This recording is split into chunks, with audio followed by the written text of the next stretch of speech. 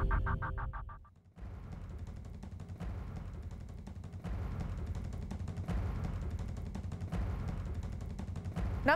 आप देख रहे हैं न्यूज 18 इंडिया। मैं हूं आपके साथ प्रीति रघुनंदन। कोरोना का खतरा अभी भी बरकरार है, लिहाजा आपसे दरख्वास्त है कि जब भी घर से बाहर निकलें तो मास्क का इस्तेमाल जरूर करें। न्यूज 18 इंडिया इसके लिए एक कैंपेन भी चला रहा है, #मास्क पहनो इंडिया, क्योंकि सावधानी ही अभी भी सबसे बड़ा बचाव है।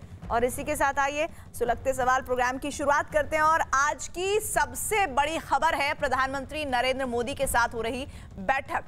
अगुवाई कर रहे हैं प्रधानमंत्री मोदी और दिल्ली में जम्मू कश्मीर के मुद्दे पर एक महत्वपूर्ण बैठक हो रही है। पूरे देश की निगाहें इस बैठक पर हैं। कश्मीर के मुद्दे पर होने वाली बैठक के लिए जम्मू कश्मीर से 14 नेताओं को न्योता दिया गया है। पीएम आवास पर हो रही इस बैठक में पीडीपी अध्यक्ष महबूबा मुफ्ती, नेशनल कॉन्फ्रेंस के प्रमुख फारूक अब्दुल्ला, कांग्रेस के नेता गुलाम नबी आजाद समेत कश्मीर के तमाम नेता मौजूद हैं जिन्हें न्योता दिया गया है। जम्मू कश्मीर के एलजी मनोज सिन्हा भी बैठक के लिए पीएम आवास पर मौजूद हैं। आज की बैठक के लिए गृह मंत्री अमित शाह, राष्ट्रीय सुरक्षा सलाहकार अजीत डोभाल भी मौजूद हैं। और इन सब के अलावा सरकार की तरफ से पीएम के मुख्य सचिव पीके मिश्रा, गृह सचिव अजय भल्ला भी बैठक में शामिल हैं।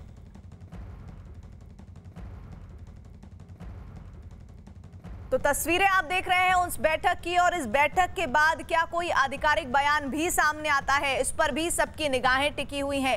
हालांकि ये कहा जा रहा है कि बहुत सारे मसले हैं जो कि जम्मू कश्मीर के नेताओं के दिल में हैं और वो इन बातों को रखेंगे। और महबूबा मुफ्ती ने तो कल ही बयान दे दिया था कि वो खुले मन से मिलने आ रही हैं प्रधानमंत्री मोदी से और अपनी हर बात को रखेंगी। रिफत हमारे साथ, हमारे सहयोगी जुड़ रहे हैं। रिफत, इस बैठक से इन जम्मू कश्मीर के नेताओं को क्या उम्मीद है? देखिए, इनकी उम्मीदें तो बहुत होंगी, देखना होगा कि कितनी उम्मीदें पूरी होंगी, क्योंकि मीटिंग के लिए जो एजेंडा तय होगा उस पर बात होगी। ये तो यहाँ से जिन्होंने मीटिंग की, आपको मालूम है जब यहाँ पे पहले पीडीपी की मीटिंग हुई वहाँ पे अथराइज किया गया महबूबा मुफ्ती को कि वो कोई भी जो है डिसीजन ले सकती हैं जब यहाँ पे गुपकार डिक्लेरेशन की मीटिंग होगी। और जब गुपकार डिक्लेरेशन की मीटिंग हुई तो उसके बाद इन्होंने एक ज्वाइंट प्रेस कॉन्फ्रेंस दी जिसमें उन्होंने ये कहा कि ये बड़ी जोर से ये मामला उठाएंगे कि 370 वापस हो, 35A वापस हो, स्पेशल स्टेटस पूरा वापस मिले। हालांकि महबूबा मुफ्ती ने तो ये तक कहा कि मसला कश्मीर के हल के लिए पाकिस्तान से भी बात करनी चाहिए, जिसपे काफी लोगों ने हंगामा भी किया, जम्मू में उस पर प्रोटेस्ट भी हुआ। लेकिन अब देखना होगा कि आज की मीटिंग में क्या इनको मौका मिलेगा वो बात करने का, क्या ये अपना एजेंडा प्राइम मिनिस्टर और होम मिनिस्टर के सामने रख पाएंगे, या जो मीटिंग वहां पे होगी उसमें क्या वहां से जो एजेंडा तय किया गया होगा, जिस तरीके से अटकलें लगाई जा रही हैं कि वहां पे शायद डीलिमिटेशन से मुतलिक बात होगी और स्टेटहुड रेस्टोर करने से मुतलिक बात होगी कि कब तक किया जा सकता है, किस तरीके से उस प्रोसेस के लिए आगे बढ़ा जा सकता है। और जिस तरीके से बता रहे थे अरुण भी इससे पहले कि एक सवाल ये भी है कि अगर स्टेटहुड रेस्टोर भी किया जाता है क्या लेफ्टिनेंट गवर्नर तो नहीं रखा जाएगा? हालांकि जहां पे भी स्टेट होती है वहां पे गवर्नर रखा जाता है और गवर्नर का प्रोटोकॉल जिस तरीके से मैं पहले भी कह चुका हूं, ऑर्डर ऑफ प्रेसिडेंस जो सेट है, पहले प्रेसिडेंट आता है, उसके बाद वाइस प्रेसिडेंट आता है और उसके बाद नंबर आता है प्राइम मिनिस्टर का और उसके बाद गवर्नर चौथे नंबर पे आता है ऑर्डर ऑफ प्रेसिडेंस में। लेकिन लेफ्टिनेंट गवर्नर 11वें सीरियल पे आता है, यानी लेफ्टिनेंट गवर्नर का प्रोटोकॉल गवर्नर से बहुत नीचे होता है। और जब गवर्नर होता है तो चीफ मिनिस्टर का जो प्रोटोकॉल है ऑर्डर ऑफ प्रेसिडेंस में वो 6th आता है, लेकिन अगर वो यूटी में चीफ मिनिस्टर कोई बनता है उसका ऑर्डर ऑफ प्रेसिडेंस यहाँ 15वें नंबर पे है। तो आप अंदाजा लगाइए कि वो कितना नीचे जाता है जब वो यूटी का कोई चीफ मिनिस्टर बनता है। तो ये पॉलिटिशियन क्या उन चीजों को एक्सेप्ट करेंगे या रिजेक्ट करेंगे, ये देखने वाली बात है। हमारे साथ जुड़े हुए हैं पीएम आवास से जहां पर ये बैठक हो रही है। विक्रांत, हालांकि 14 नेताओं का इनविटेशन है, वहां उनकी मौजूदगी अगर एक एक कर भी बोलेंगे तो बहुत लंबा वक्त लगेगा, लेकिन फिर भी कोई बैठक से अभी की खबर जो आप दें व्यूअर्स को। देखिए, अभी तो बैठक चल रही है, 3 बजे बैठक शुरू हो गई थी, करीब करीब पौने 2 घंटे हो गए हैं बैठक को शुरू हुए। जैसा आपने कहा कि 14 नेता है और उसके साथ साथ एक और बात भी कि बहुत दिनों से बर्फ भी काफी जमी हुई थी दिल्ली और कश्मीर के संबंधों के बीच में। कश्मीर के नेताओं को यह कहना था कि दिल्ली से उनका नाता एकदम टूट सा गया है, एक बीच में एक बर्फ की बड़ी चादर आ गई है, तो वो बर्फ की चादर भी पिघली है, तो थोड़ा समय लग सकता है। दिल्ली ने आज उन्हें न्योता दिया है, दिल्ली के न्योते पर यहाँ पर वो पहुंचे हैं और सरकार ने एक जो पॉलिटिकल प्रोसेस शुरू करने की एक बात की है, तो उसके बारे में अपना रुख वो बताएंगे। तो काफी समय बाद मुलाकात हो रही है, 370 के बाद ये पहली बैठक है कश्मीर के, जम्मू कश्मीर के नेताओं के साथ।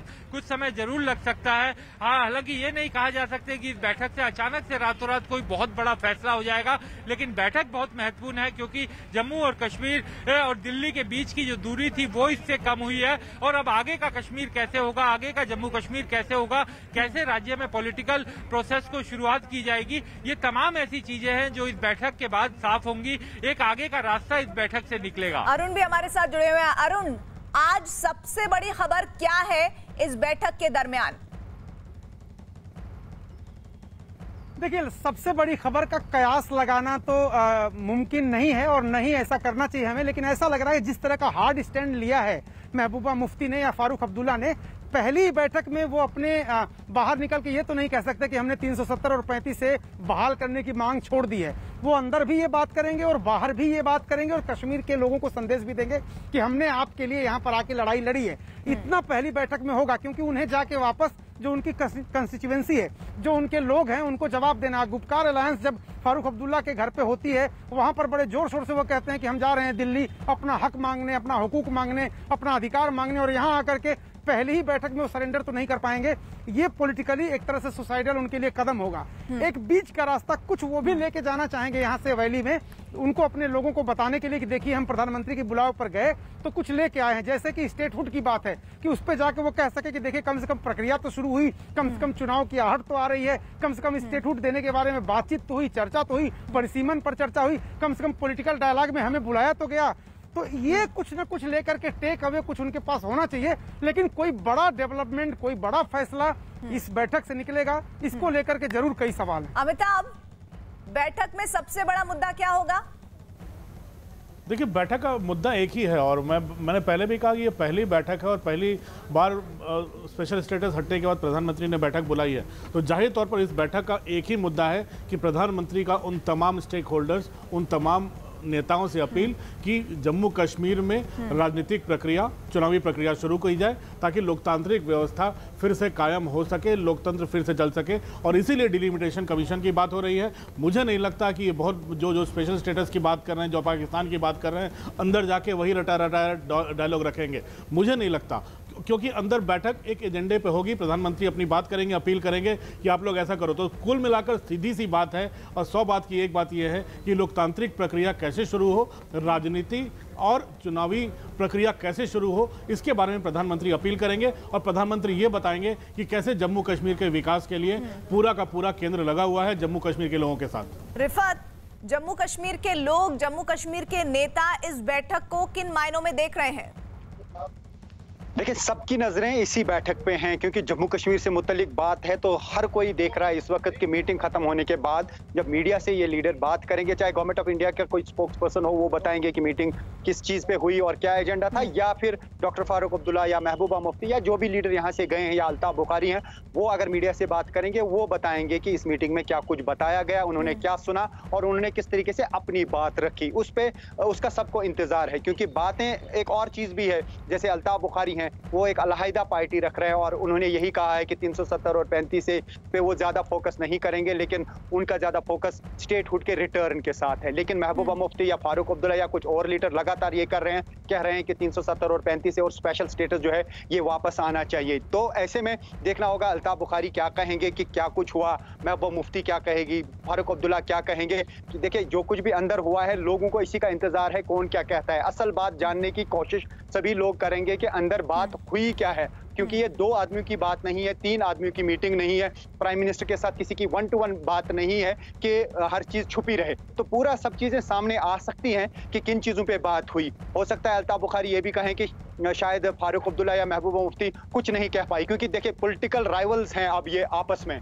हालांकि अल्ताफ बुखारी जो है पहले पीडीपी में थे, लेकिन अब अलहदा पार्टी उन्होंने बनाई है। वो तो उनको आड़े हाथों ले सकते हैं कि आप तो 370 या 35 एक ही बात कर रहे थे, लेकिन मीटिंग में तो आपने ऐसा कुछ कहा नहीं। हालांकि एक अलग प्रोटोकॉल होता है मीटिंग का, वो जरूर फॉलो किया जाएगा। लेकिन सबसे बड़ी बात यह है कि जो इन्होंने लोगों से कहा है या जिसके लिए गुपकार डिक्लेरेशन बनी है और लोगों से ये कहा है कि वो उस फैसले के खिलाफ हैं जो 5 अगस्त 2019 को हुआ, तो क्या इनकी बात सुनी जाएगी? जैसे मैंने पहले भी कहा, मीटिंग के लिए एक एजेंडा फिक्स होता है, अगर उसी एजेंडा पे बात होगी तो शायद वहां पे 370 और 35 से नहीं होगा, ना ही वहां पाकिस्तान का जिक्र होगा। लेकिन यहाँ पे अगर इन्होंने जो एजेंडा बताया यहाँ पे कल मीडिया के सामने, क्या वो उसको आगे रख पाएंगे? क्योंकि मीटिंग लंबी चलनी है। जब कश्मीर का मसला होता है, जम्मू कश्मीर का मसला होता है, जम्मू कश्मीर सबसे ज्यादा सेंसिटिव स्टेट है। यहाँ पे आपको मालूम है कि LOC पे भी हालात देखने होते हैं, कश्मीर के अंदरूनी हालात देखने होते हैं। जिस तरीके से पहले भी अमिताभ जी बता रहे थे कि होम मिनिस्ट्री का इसमें एक बहुत बड़ा स्टेक रहता है। जब जम्मू कश्मीर की बात होती है, होम मिनिस्ट्री बड़ी क्लोजली इसको देखती है, डिफेंस मिनिस्ट्री का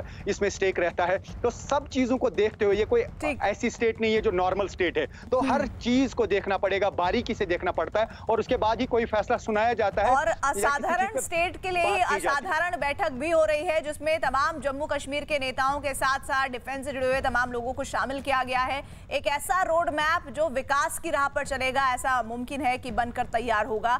इसमें एक कहा जा रहा है कि नींव जरूर पड़ेगी उस बात की। इधर बैठक से पहले नेशनल कॉन्फ्रेंस के प्रमुख और पूर्व मुख्यमंत्री फारूक अब्दुल्ला ने पाकिस्तान को लेकर महबूबा मुफ्ती के बयान से किनारा किया है। फारूक अब्दुल्ला ने मुफ्ती को उनका जो बयान उन्होंने दिया उसका निजी उन्होंने बताया है। हालांकि उन्होंने कहा कि वो अपनी बात मीटिंग में रखेंगे।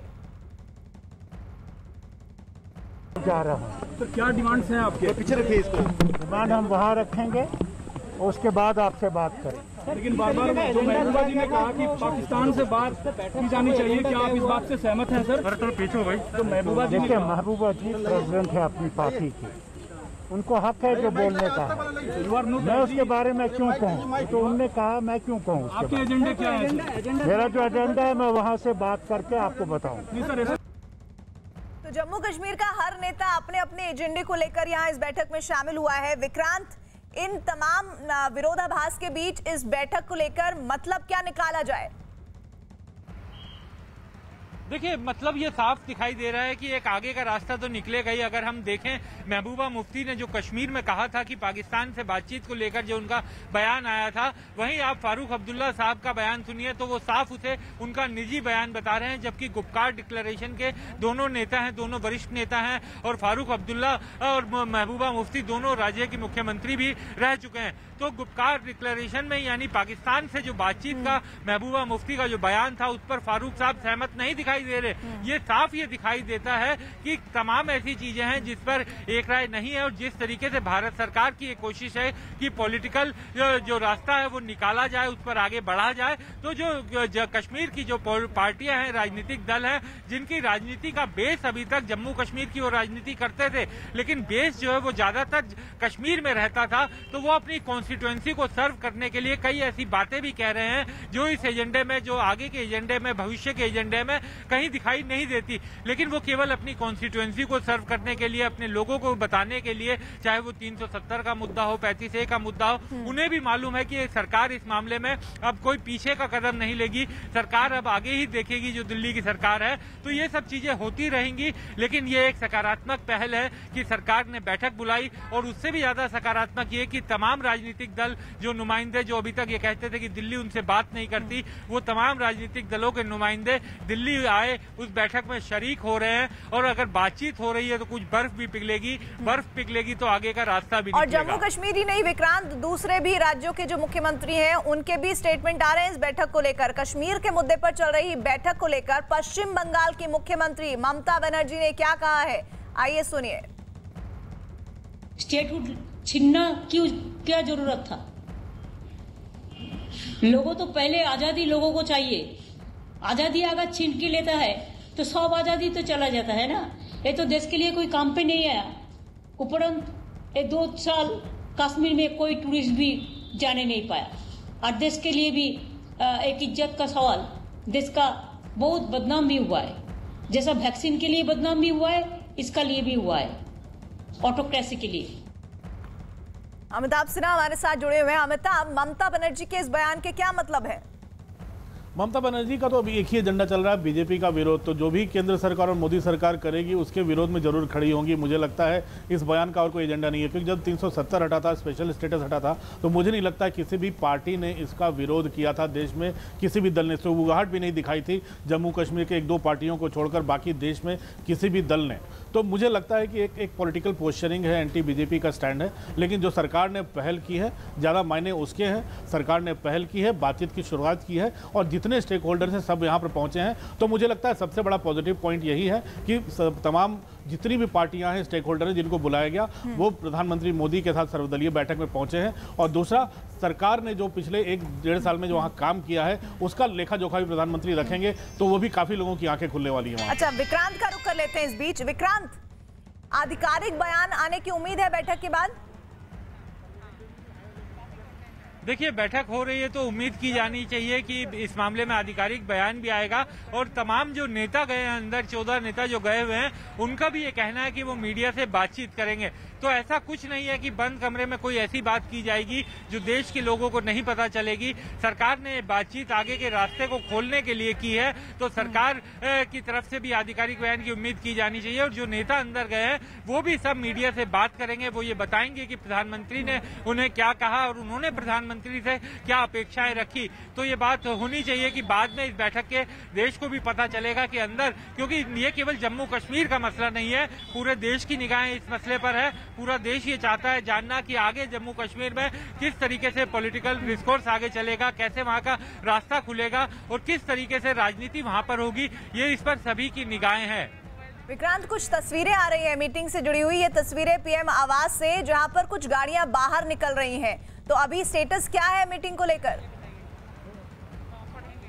देखिए, अभी बैठक चल रही है। वो पीएमओ के कुछ अधिकारी, उनकी गाड़ी के निकलने के विजुअल हो सकते हैं। हम इस समय आप देख सकते हैं कि बिल्कुल 7 LKM जो प्रधानमंत्री का आवास है, कार्यालय, वहीं पर है और गेट अभी बंद है। सभी गाड़ियां अंदर हैं। जो बैठक जब खत्म होगी तो इसी गेट से, जो सामने आपको गेट दिखाई दे रहा है, इसी गेट से गाड़ियां बाहर निकलेंगी। लेकिन अभी बैठक चल रही है। करीब 2 घंटे हो गए हैं इस बैठक को शुरू हुए। और कितने वक्त तक चल सकती है? क्योंकि जैसा मैं पहले भी कह रही हूँ कि बहुत सारे नेता हैं, उसमें फिर भारत सरकार भी है, सचिव भी हैं, सुरक्षा सलाहकार भी हैं। देखिए, बिल्कुल सभी अपनी बात भी कहेंगे और लंबे समय के बाद दिल्ली और कश्मीर का संबंध बना है। यहाँ पर आकर के दिल्ली में वो बातचीत कर रहे हैं, अपनी बात कह रहे हैं। पिछले 1-1.5 साल से कोई उनका संपर्क, एक तरह से वैसा पॉलिटिकल संपर्क नहीं रह गया था सदन में। हालांकि फारूक अब्दुल्ला साहब भी सांसद हैं, वो आते थे, लेकिन जो दिल्ली और कश्मीर के बीच का जो राजनीतिक संबंध था वो कहीं पीछे छूट रहा था। तो उस संबंधों को जोड़ने की दिशा में भी सरकार का ये कदम बड़ा माना जा सकता है, निर्णायक माना जा सकता है। और ऐसे में जब इतने लंबे समय के बाद ये बातचीत हो रही है तो थोड़ा समय जरूर लगेगा, क्योंकि पीएम ना केवल सरकार की तरफ से जो बात कही जानी है वो कहना चाहेंगे, बल्कि जो नेता जिनको बुलाया गया है वो अपनी क्या बात कहना चाहते हैं, उनका क्या एजेंडा है, वो भी सुनने में केंद्र सरकार की दिलचस्पी है। और ये जानना चाहेंगे कि वो अपना रुख बताएं कि किस तरीके से अब इस मामले में पॉलिटिकल जो रास्ता आगे निकालना है उस पर किस तरह आगे बढ़ना है, इस पर वहां के राजनीतिक दल क्या सोचते हैं। तो उन सब की बात सुनी जाएगी। 2 घंटे इस बैठक को शुरू हुए हो चुके हैं और उम्मीद ये की जानी चाहिए कि अभी कुछ समय और लगेगा और जब बैठक खत्म होगी तो ये भी पता चलेगा कि किस तरीके से अंदर राजनीतिक चर्चा। जम्मू कश्मीर हाउस के बाहर हमारे साथ सहयोगी यतेंद्र जुड़ गए हैं वहीं से। यतेंद्र, पीएम आवास से गाड़ियां निकल रही हैं, जम्मू कश्मीर हाउस पर आप खड़े हुए हैं, कुछ हलचल? देखिए, अभी जम्मू कश्मीर हाउस में आपको दिखा देता हूं, यहाँ कोई हलचल नहीं है। जो सिक्योरिटी गार्ड है वो अभी ऐसे ही है। जम्मू कश्मीर हाउस का गेट अभी बंद है। हालांकि यही है कि जब प्रधानमंत्री आवास पर बैठक शुरू होगी तब वो यहाँ पर पहुंचेंगे। यानी कि जो घाटी की बर्फ है, माना यह जा रहा है कि आज की बैठक से कुछ हद तक जो दिल्ली की गर्मी है, जो दिल्ली की उमस है, वो उसे पिघलाने का काम करेगी। लेकिन सच में बर्फ पिघली या पिघली तो कितनी पिघली, ये मीटिंग खत्म होने के बाद पता चलेगा। जब जम्मू कश्मीर हाउस है, जब यहाँ पर हलचलें होंगी और हलचलें तब होंगी जब वो मीटिंग खत्म हो जाएगी। लेकिन फिलहाल अभी मीटिंग लगातार चल रही है। करीब 2 घंटे से मीटिंग लगातार चल रही है। प्रधानमंत्री आवास की तरफ से, प्रधानमंत्री कार्यालय की तरफ से तस्वीरें और एक वीडियो जारी किया गया है मीटिंग शुरू होने का। तमाम नेता जो जम्मू कश्मीर से जुड़े हुए वो वहां पर हैं, अपनी बातें रखेंगे। एक फीडबैक प्रधानमंत्री कार्यालय की तरफ से लिया जाएगा कि जम्मू कश्मीर के जो विभिन्न राजनीतिक दल हैं उनका क्या फीडबैक रहता है। और एक शायद एक फीडबैक प्रधानमंत्री कार्यालय की तरफ से दिया जाएगा कि जो धारा 370 और 35 से हटी है, उसके बाद केंद्र सरकार ने जम्मू कश्मीर में क्या क्या प्रोजेक्ट शुरू किए हैं, क्या क्या उनके डेवलपमेंट के लिए शुरू किए और जम्मू कश्मीर को किस दिशा में ले जाने का काम केंद्र सरकार का, यानी कि एक प्रोजेक्ट, एक रोड मैप सरकार की तरफ से बता दिया जाएगा। हालांकि बहुत उम्मीदें इस पहली बैठक से नहीं करनी चाहिए, कोशिश बर्फ पिघलाने की जरूर होगी, लेकिन आने वाले समय में वो तेजी से पिघले उसके लिए पहली बैठक मानी जा रही है। जी साथ ही मैं अरुण आपका रुख कर लेती हूँ। अरुण, अभी तक हम जम्मू कश्मीर के नेताओं की बात कर रहे हैं कि उनका क्या विचार है इस बैठक को लेकर, लेकिन भारत सरकार का स्टैंड क्या है, वो क्या सोचकर ये बैठक कर रहे हैं? देखिए, भारत सरकार का स्टैंड एकदम क्लियर है और अमित शाह के दिमाग में या प्रधानमंत्री के दिमाग में कहीं दो मत नहीं है। स्थिति एकदम स्पष्ट है। पार्टी ने एक फैसला किया, सरकार ने एक फैसला किया, पार्टी की नीतियां ही सरकार आने पर क्रियान्वित की जाती हैं, पार्टी का घोषणा पत्र ही वो सरकार अपना लागू करती है। वो स्पष्ट था कि कश्मीर में जो धारा 370 है, 35 है, उसको खत्म करना है, उसको खत्म कर दिया और संसद के जरिए किया है। उसी संसद में गृह मंत्री ने यह भी कहा था कि हम आपको यूनियन टेरिटरी भले बना रहे हैं, लेकिन हम आपको राज्य का दर्जा देंगे, हम वहां पर चुनाव करवाएंगे।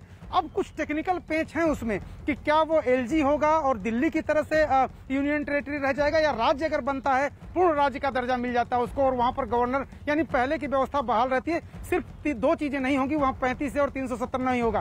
पहले भी दूर संचार की बात करिए, आप रक्षा की बात करिए, विदेश मामले, उसमें भारत सरकार की ही चलती थी, वहां वो उस पर कानून नहीं बना सकते थे। तो 370 के बाद स्पेशल स्टेटस खत्म होने के बाद अब बहुत सारे ऐसे मसले हैं जिनको लेकर के इख्तिलाफात हैं। वहां के जो घाटी के दल हैं वो आप देखिए साफ तौर पर ये कह रहे हैं कि हमको अपना पुराना स्वरूप वापस चाहिए, जिसको लेकर के सरकार कतई नहीं। और अमिताभ सिन्हा जी ने स्पष्ट रूप से बताया है इस बात को कि सरकार अब पीछे मुड़ के देखने वाली नहीं है। आगे क्या हो सकता है, रोड क्या आगे जा सकता है, कोई कंस्ट्रक्टिव सुझाव अगर आप देना चाहें तो दोनों मिलकर काम करेंगे। लोकतंत्र की जो प्रक्रिया है उसको वहां पर शुरू की जाए, विधानसभा वहां पर गठित हो, चुनाव हो, परिसीमन हो, सीटों की संख्या के बारे में देख लिया जाएगा। लेकिन एक बात स्पष्ट है कि 370 और 35 से नॉन नेगोशिएबल हैं, उस पर कोई भी समझौता ये सरकार नहीं करने वाली। और इस बीच अरुण, कश्मीर पर होने वाली बैठक का लद्दाख के बीजेपी सांसद जामयांग शेरिंग नामग्याल ने स्वागत किया है, लेकिन गुपकार गठबंधन को लेकर उन्होंने क्या कहा ये भी सुनिए। मीडिया के सोर्सेज से ये पता चल रहा है कि गुपकार अलायंस के अपने एजेंडा पॉइंट्स में भी उन्होंने लद्दाख को कश्मीर के साथ फिर से जोड़ने का जो बात आगे रखने जा रहा है। तो मैं इस पे पूरे लद्दाख के बिहार से ये स्पष्ट करना चाहता हूँ कि लद्दाख वालों ने गुपकार अलायंस को लद्दाख के बारे में बात करने और लद्दाख की भूमि के बारे में बात करने, लद्दाख के लोगों के बारे में बात करने का कोई हक हमने नहीं दिया है। और गुपकार अलायंस को लद्दाख से दूर दूर तक कोई नाता नहीं है। और तीसरी बात, जब भी लद्दाख के बारे में जिक्र होगा, चर्चा होगा, लद्दाख के भविष्य के बारे में, लद्दाख के लोगों के बारे में, वो लद्दाख के जो इलेक्टेड रिप्रेजेंटेटिव्स यहाँ है, लद्दाख के जो वरिष्ठ नेतागण है, लद्दाख के सोशो रिलीजियस ऑर्गेनाइजेशन से, पॉलिटिकल पार्टी से, हम सब विचार विमर्श करके जो लद्दाख के हित में होगा, देश के हित में होगा, वो हम अपने बातें जो है आगे समय आने पे रखेंगे। विक्रांत, जामयांग शेरिंग नामग्याल के इस स्टेटमेंट का कितना फर्क पड़ेगा इस बैठक में? देखिए, ये राजनीतिक बयान है क्योंकि जो लद्दाख के सांसद हैं वो अपनी कॉन्स्टिट्यूएंसी को बयान दे रहे हैं। जिस तरीके से जो कश्मीर के नेता हैं वो अपनी कॉन्स्टिट्यूएंसी को जो बयान देते थे, उसी तरीके से वो लद्दाख के अपनी कॉन्स्टिट्यूएंसी को ये बयान दे रहे हैं। एक बात समझ के रखना चाहिए, क्योंकि लद्दाख अब अलग से यूनियन टेरिटरी है और लद्दाख की ये पुरानी मांग थी। उसका एक कहना था लद्दाख का कि जम्मू कश्मीर के साथ रहते हुए उसका उस तरीके से विकास नहीं हो रहा जिस तरीके से होना चाहिए। और ये लद्दाख की बहुत पुरानी मांग को सरकार ने पूरा किया था जिस समय जम्मू कश्मीर से उसे अलग किया था। तो अब जो नया राज्य भी बनना है उसमें लद्दाख की कोई भूमिका नहीं रहेगी। लद्दाख वैसे भी अलग केंद्र शासित रहेगा और जो जम्मू कश्मीर जो हिस्सा है उसको मिलाकर के एक राज्य बनाया जाएगा। अब वो राज्य कैसा होगा, क्या वो पूर्ण स्टेट होगा, पूर्ण राज्य होगा, या फिर उसमें उपराज्यपाल के जरिए दखल रहेगा, ये ऐसी तमाम चीजें हैं जिस पर अभी चर्चा होनी बाकी है। और इस तरह तरह के बयान का बैठक पे कोई असर नहीं पड़ना। बैठक जो है बेहद ही खुले दिल से सरकार ने बुलाई है। तमाम तरह के राजनीतिक बयान बैठक से पहले भी आते रहे, बैठक के बाद भी आएंगे, लेकिन ये बैठक बहुत ही खुले दिल से बुलाई गई है और उससे वो भी उतना ही सराहना करने वाली बात है कि जो 14 नेता हैं वो भी इसी तरीके से इस बैठक में पहुंचे। ये भी एक पॉजिटिव साइन के तौर पर देखा जाना चाहिए। हमारे साथ राजीव चौक से नीरज भी जुड़ गए हैं। दिल्ली और एनसीआर में बेहद उमस का माहौल है। नीरज, ऐसे में इस बैठक से कितनी उम्मीद है?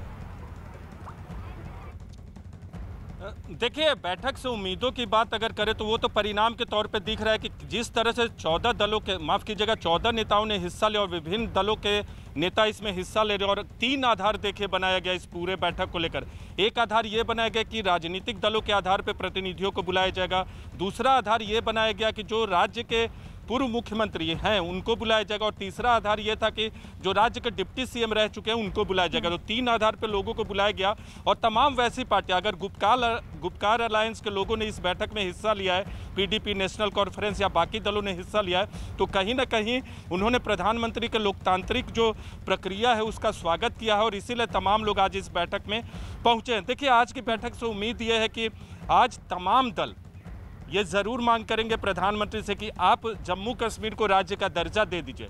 लद्दाख को अगर एक साथ जोड़ने की मांग करेंगे तो ये तो होने वाला नहीं, क्योंकि धारा 370 को हटाने के बाद जम्मू कश्मीर को 2 भागों में बांटा गया और लद्दाख को अलग किया गया। दूसरी मांग ये की जाएगी कि राज्य में चुनाव कराया जाए। राज्य में चुनाव कराने के लिए ज़रूरी है कि परिसीमन आयोग अपनी रिपोर्ट दे और रिपोर्ट बनने में अभी वक्त लगेगा, क्योंकि कल ही आपको बता दें कि परिसीमन आयोग के सेक्रेटेरिएट ने तमाम जिला अधिकारियों से, जो कि जम्मू और कश्मीर के 20 जिलों के अधिकारियों से संपर्क साधा था और उसमें ये बातें हुई कि कैसे कैसे डिमार्केशन होगा। कई आधार बनाए गए हैं परिसीमन आयोग की तरफ से और उस आधार पे जम्मू में 90 सीटें, जम्मू और कश्मीर में कुल 90 सीटें पहले से तय है कानून के मुताबिक।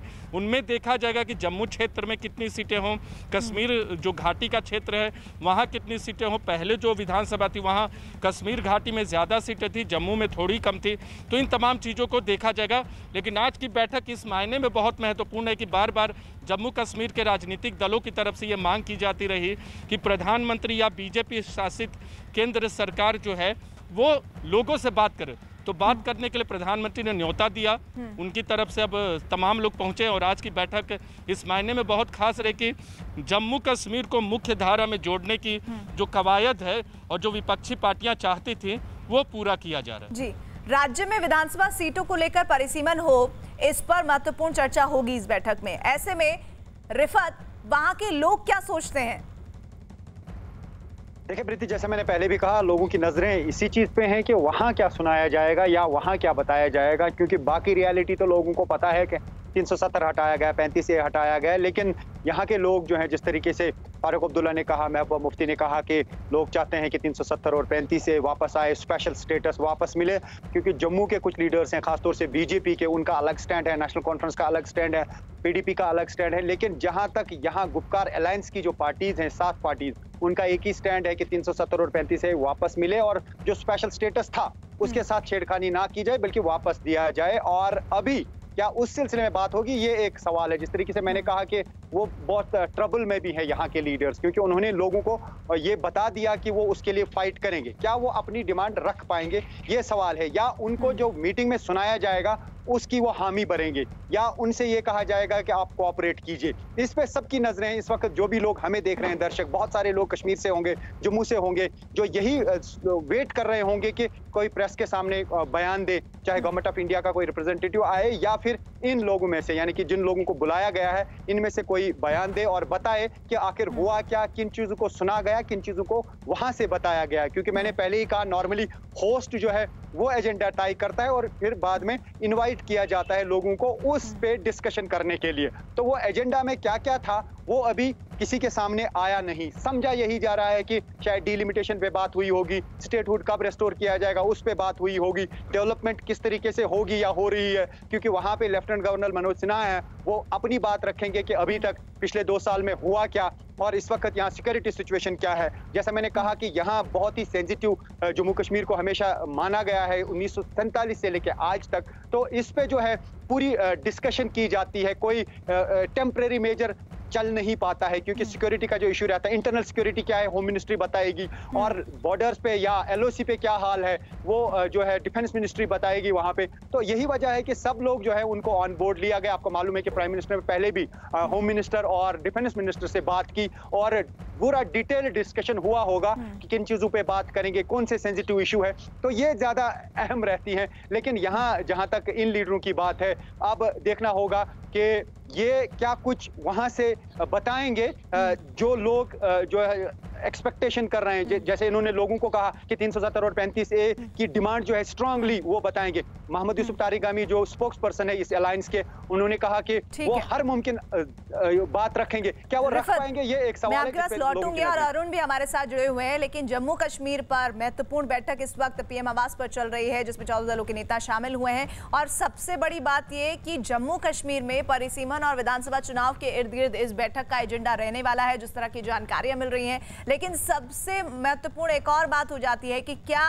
इस बैठक के बाद कोई ठोस निर्णायक फैसला सामने आएगा, या फिर ये एक महत्वपूर्ण पड़ाव होगा आने वाली बैठकों के लिए। इस पर जम्मू कश्मीर के साथ साथ पूरे देश की निगाहें जुड़ी हुई हैं। हमारे साथ अरुण सहयोगी जुड़े हुए हैं। अरुण, एक दिन पहले ही शोपियां, पुलवामा, श्रीनगर में भी हमले हुए हैं।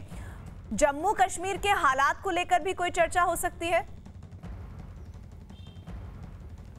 देखिए, जो आज की बैठक है एक तरह से पॉलिटिकल प्रोसेस कैसे शुरू किया जाए। जब आप राजनीतिक दलों के प्रतिनिधियों को बुलाते हैं, पूर्व मुख्यमंत्रियों को बुलाते हैं, उप मुख्यमंत्रियों को बुलाते हैं, और जब आप संसद में कहते हैं कि ये जो यूनियन टेरिटरी बनाने का हमारा फैसला है वो स्थायी नहीं है, अस्थायी है, हम धीरे धीरे वहां पर चुनाव भी कराएंगे, वहां पर विधानसभा भी गठित होगी, वहां पर एक सरकार भी होगी, तो सरकार अपने फैसले को जमीन पर, धरातल पर उतारने की प्रक्रिया के तहत ये बैठक बुला रही है।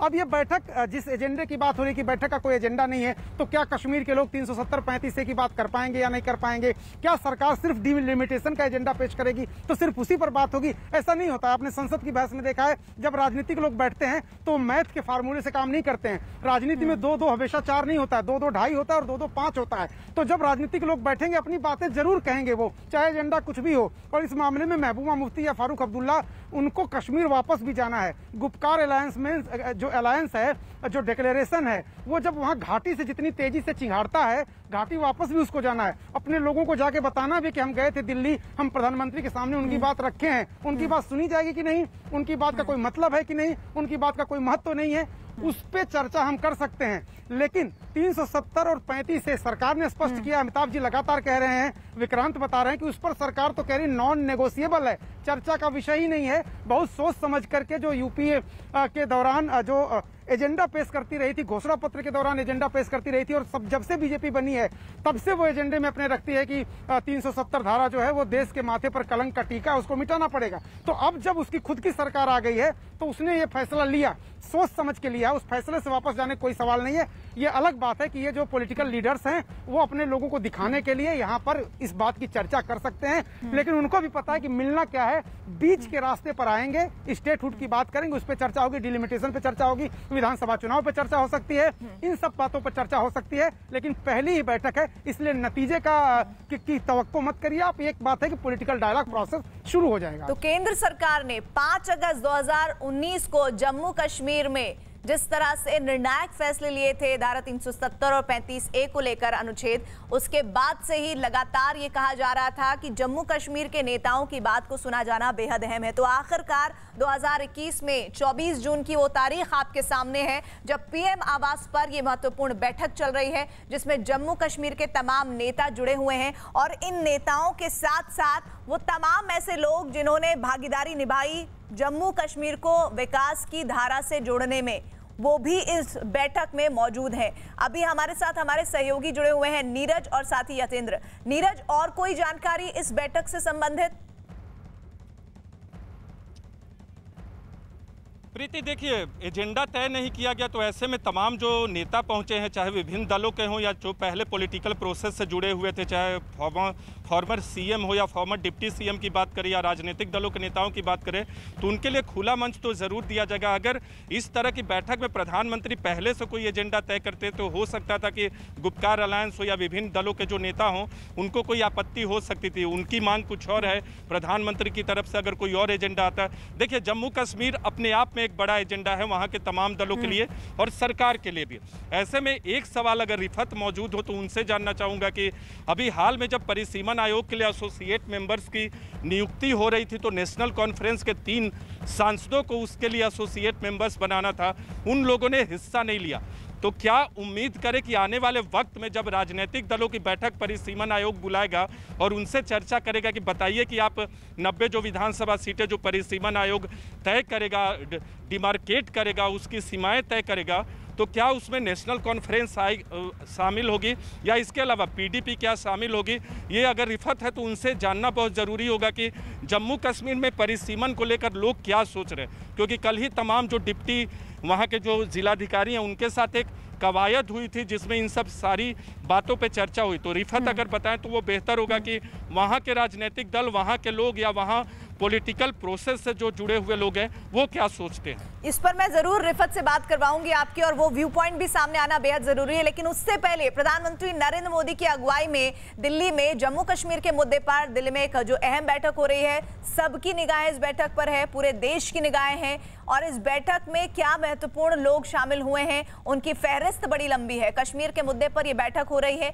जम्मू कश्मीर से 14 नेताओं को न्योता दिया गया। पीएम आवास पर हो रही इस बैठक में पीडीपी अध्यक्ष महबूबा मुफ्ती, नेशनल कॉन्फ्रेंस के प्रमुख फारूक अब्दुल्ला, कांग्रेस के नेता गुलाम नबी आजाद समेत कश्मीर के तमाम नेता मौजूद हैं जिन्हें न्योता दिया गया है। जम्मू कश्मीर के एलजी मनोज सिन्हा भी बैठक में शामिल हैं, पीएम आवास पर मौजूद हैं। आज की बैठक के लिए गृह मंत्री अमित शाह, राष्ट्रीय सुरक्षा सलाहकार अजीत डोभाल भी मौजूद हैं। इनके अलावा सरकार की तरफ से पीएम के मुख्य सचिव पीके मिश्रा, गृह सचिव अजय भल्ला भी बैठक में शामिल हैं।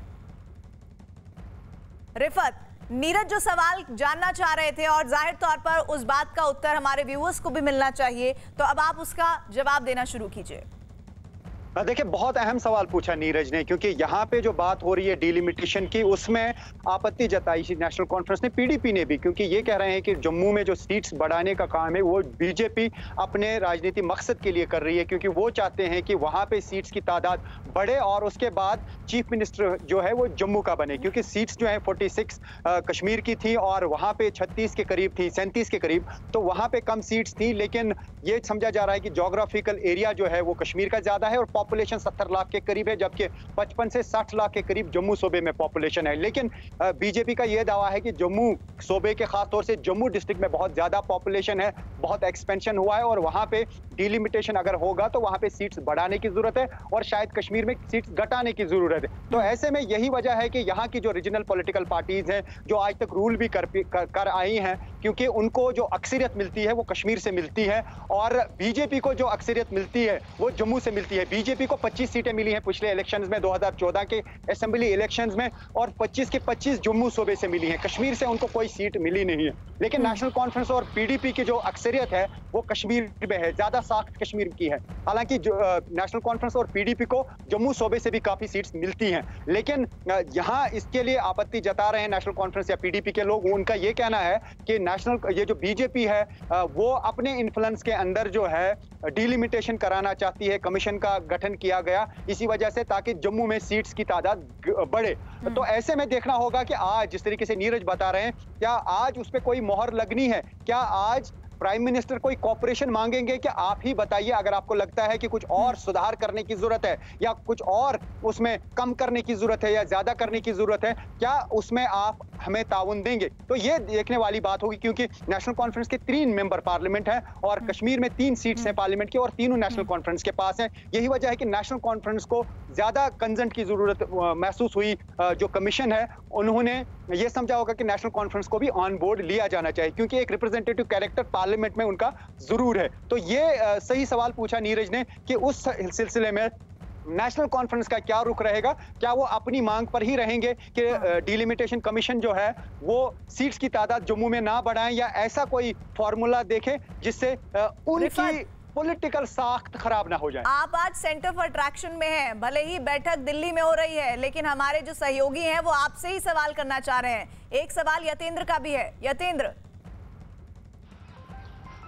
बिल्कुल रिफत, मेरा एक सवाल है। जो खबर जो आ रही है, सोर्स बता रहे हैं बीजेपी की एक मीटिंग हुई थी आरएसएस कोऑर्डिनेशन कमेटी के साथ जम्मू कश्मीर को लेकर। उसमें जब परिसीमन की जो बात आती है, डिलिमिटेशन की जो बात आती है, तो जब अगर जनसंख्या के हिसाब से जाते हैं या क्षेत्रफल के हिसाब से भी जाते हैं तो सीटें बहुत ज़्यादा नहीं बढ़ रही, क्योंकि जिस तरह का पॉलिटिकल माहौल बनाया गया है कि 20 से 25 सीटें बढ़ जाएंगी, लेकिन उनका आकलन है 3 से लेकर 7 सीटें बढ़ेंगी। तो बहुत कुछ ज़्यादा चेंज सीटों को लेकर नहीं होगा।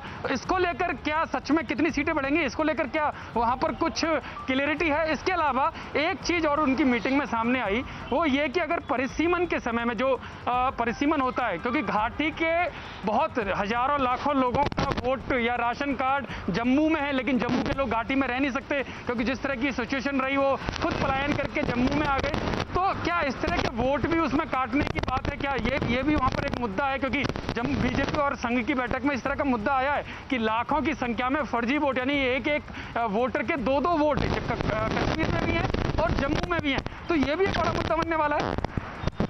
देखिए, आपने भी एक अच्छा सवाल पूछा, क्योंकि जिस तरीके से 87 सीट्स, जो हमारे दर्शक हैं उनको मैं बताऊं कि यहाँ की असेंबली जो थी अर्सवाइल स्टेट की, उसमें 87 सीट्स टोटल थी।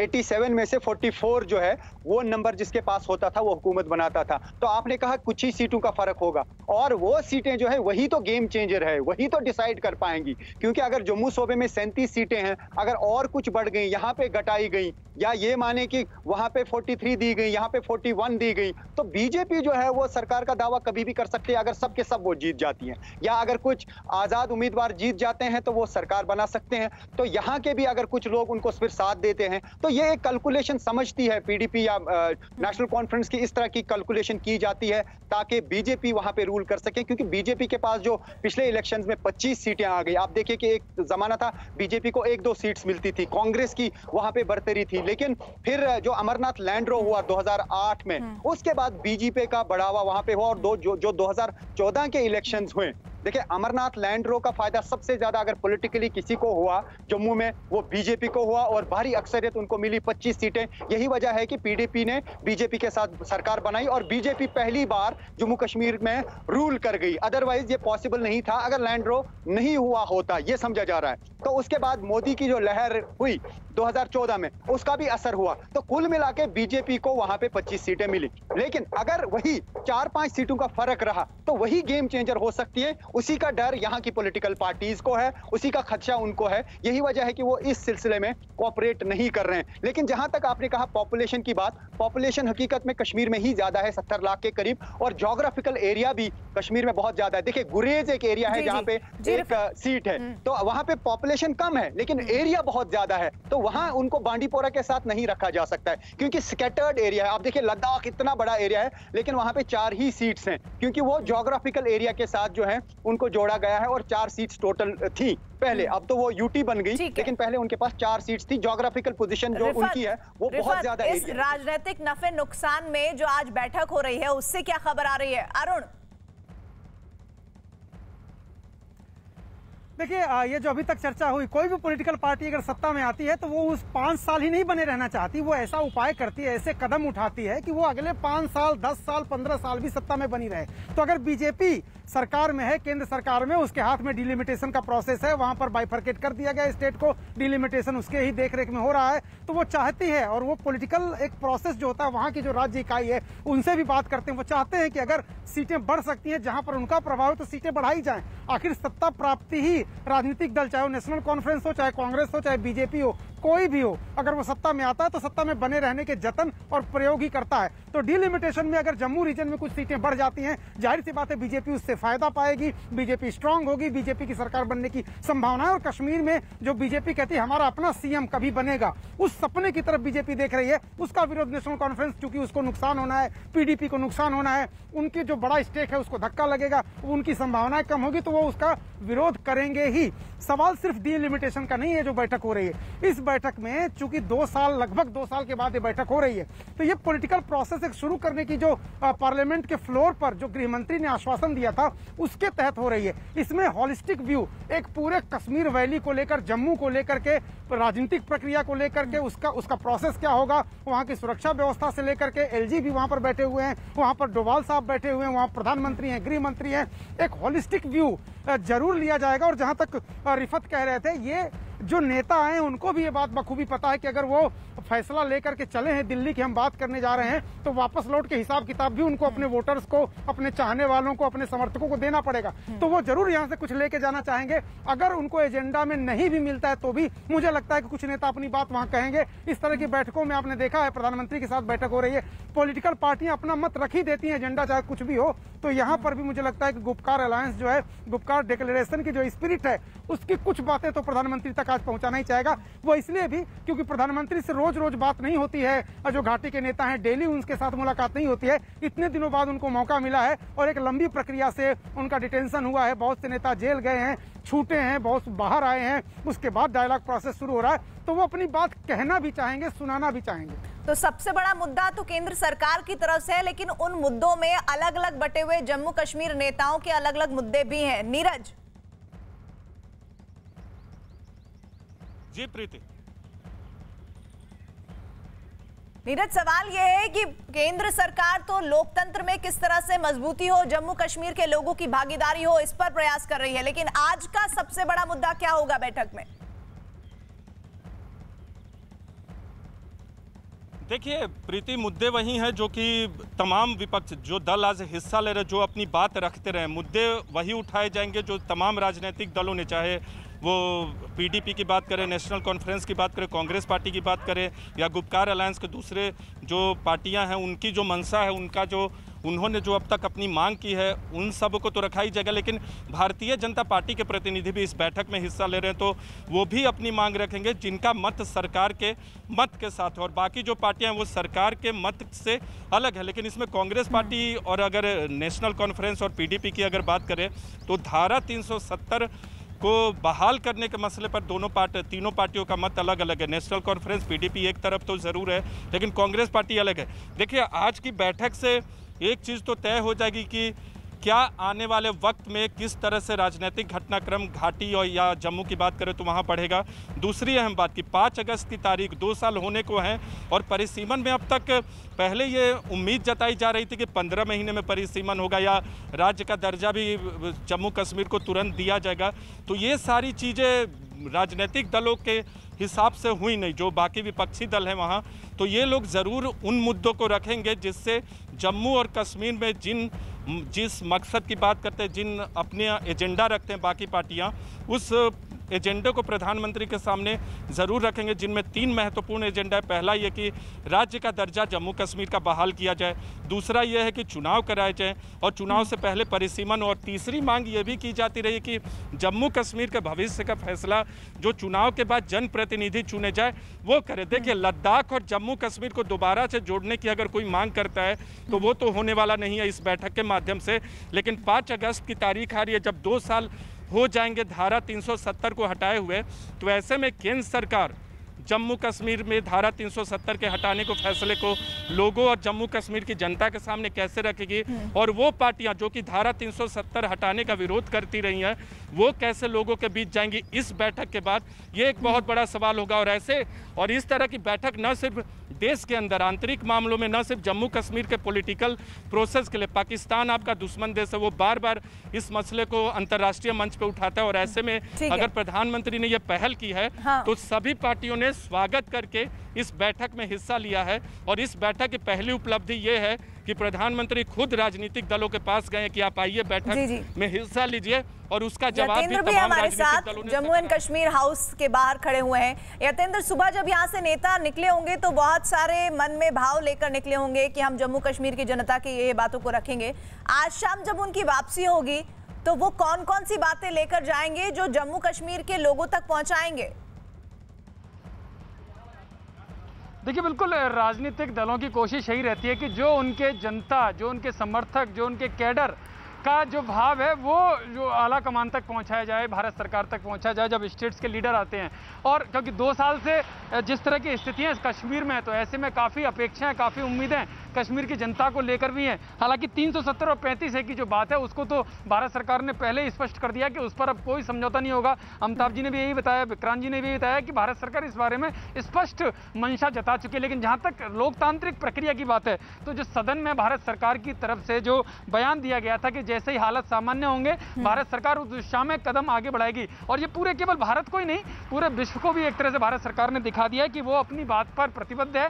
जो उसने बयान दिया वो उस पर वो काम करने के लिए तैयार हो चुकी है। क्योंकि जो हालात कश्मीर में हैं, जो पहले के हालात और अब के हालात की तुलना में करें तो काफ़ी कुछ काम हुआ है, काफ़ी कुछ आतंकी घटनाओं में कमी आई है। तो ऐसे में अब हालात सामान्य की तरफ तेजी से जा रहे हैं। तो भारत सरकार ने उसी प्रतिबद्धता को दोहराते हुए सभी राजनीतिक दलों को बुलाया है। जहां तक आपने जो सवाल किया है कि राजनीतिक दल क्या लेकर जाएंगे, तो आज की मीटिंग से बहुत कुछ साफ हो जाएगा कि भारत सरकार ने उन्हें क्या मैसेज दिया है। 2019 की तारीख अगर महत्वपूर्ण थी तो आज की तारीख भी उससे ज्यादा महत्वपूर्ण है, क्योंकि उस घटना के बाद पेंडेमिक का दौर हम सब ने देखा और आज ये बैठक हो रही है जिसमें जाना जा रहा है, समझा जा रहा है कि आखिर लोकतंत्र में, मुख्य धारा में कैसे जम्मू कश्मीर के लोगों की भागीदारी को बढ़ाया जाए। एक ब्रेक हम ले रहे हैं, लगातार इस बैठक पर हमारी निगाह बनी रहेगी।